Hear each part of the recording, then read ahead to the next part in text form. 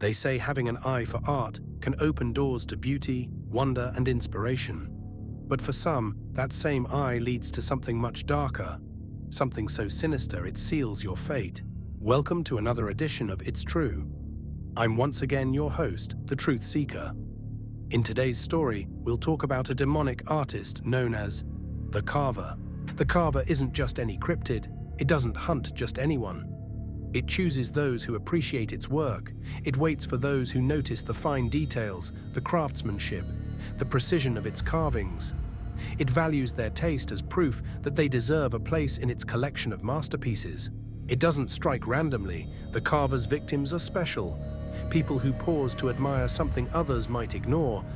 And that pause, that appreciation for beauty, it could be their last moment of safety. If you have an eye for art, be careful. The Carver might be watching you next. We've looked through the archives and old texts and found significant stories about the Carver's artistic and demonic deeds. Our first story comes from an old craftsman's apprentice who thought he had discovered an abandoned workshop filled with priceless tools. But what he found wasn't just tools. It was something waiting for him. The apprentice, known for his keen eye and passion for woodwork, had always heard stories about the forgotten workshop on the outskirts of town. One day, curiosity overcame caution, and he ventured into the woods to find it. When he arrived, the workshop was covered in vines, its windows shattered, as if no one had touched it in an age. But inside, that was where the real magic began. Every piece of furniture, every carving seemed too perfect, as if each one held a secret. Faces of people, no, faces of something, were etched into wood with such terrifying detail that he felt as if they were watching him. That night, he had dreams. He saw himself in the workshop, carving obsessively. But in the dream, it wasn't his hands moving. It was someone else's. Someone standing behind him, guiding him, whispering. Over the next few days, the dreams became worse.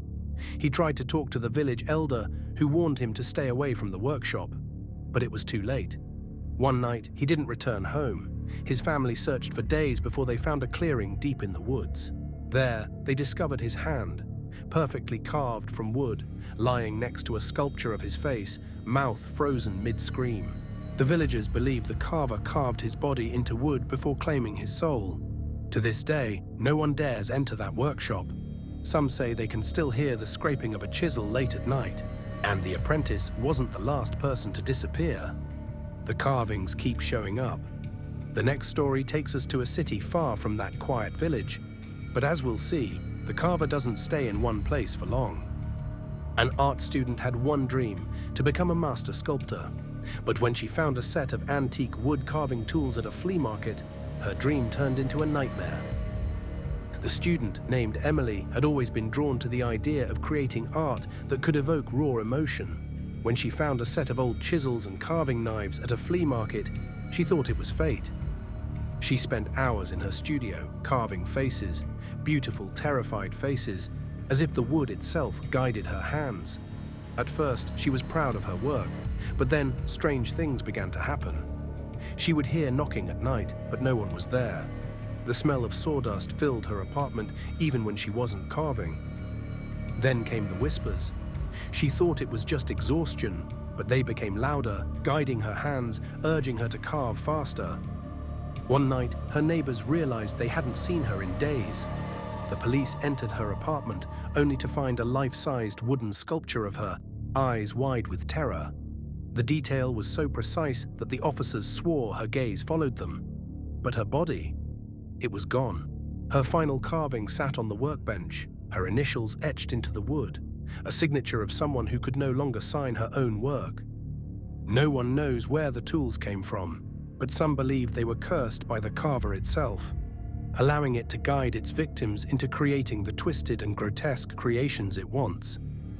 The Carver leaves behind no witnesses, only clues etched in wood. But where did this nightmare begin?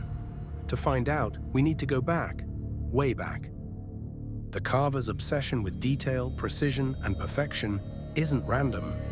His victims, those who notice the beauty in his work, are reminders of who he once was. But his story, like the carvings he leaves behind, is unfinished. Some say his origins lie in the vanity of a single man. Long ago, in a quiet town known for its skilled woodworkers, there was a man obsessed with being remembered as the greatest craftsman of all time. His creations were beautiful, but never good enough in his eyes. Over time, his obsession grew darker, and he sought forbidden means to surpass human limitations. According to legend, he made a deal with the devil himself. The contract granted him talent no mortal could achieve. His carvings became lifelike, capturing emotions, souls, and essence in ways no one could explain. But the deal was a double-edged sword. As his fame grew, so did his paranoia and greed. One fateful night, after completing his greatest masterpiece, the carpenter met an untimely death under mysterious circumstances. Some say he was found clutching a wooden carving of his own face, frozen in terror. But the devil wasn't done. The contract had been signed, and the devil took his soul, twisting and corrupting it into the entity we now know as the Carver. The Carver's vanity lives on, and it drives him to seek victims who appreciate his work, those who, in his eyes, are worthy of being transformed into art. And the sad truth is, the Carver's tools have yet to be contained. They're still out there, floating through time, enthralling unsuspecting artists and guiding them to create monstrous and grotesque creations, until their own body and soul is as twisted as the dark presence that guides them. Why does the Carver do what he does? Is he completing some grand design? Or are the carvings warnings of something much darker? The darkness that filled the craftsman's heart, and in his own hubris and vanity, decided that his fame and artistic vision was worth more than his soul. A soul he granted the devil himself, who then used to wreak havoc across the earth and leave behind more dark creations. Wherever he appears, the carvings remain, silent reminders of those he's taken. So the next time you see a carving that feels too real, if you come across tools that seem to whisper to you, enticing you to create wonderful works of art, remember, the Carver could be near, waiting, and if you appreciate fine craftsmanship, you might just be the perfect addition to his next masterpiece. That concludes this episode of It's True. We hope you've enjoyed another twisted tale. If you did and want to hear more, remember to please like and subscribe. Every week, we drop shorts of demonic and unexplained creations. And each week, we bring you another episode of It's True. Until then, I'm the Truth Seeker, signing off. And remember, it's true, if you believe it.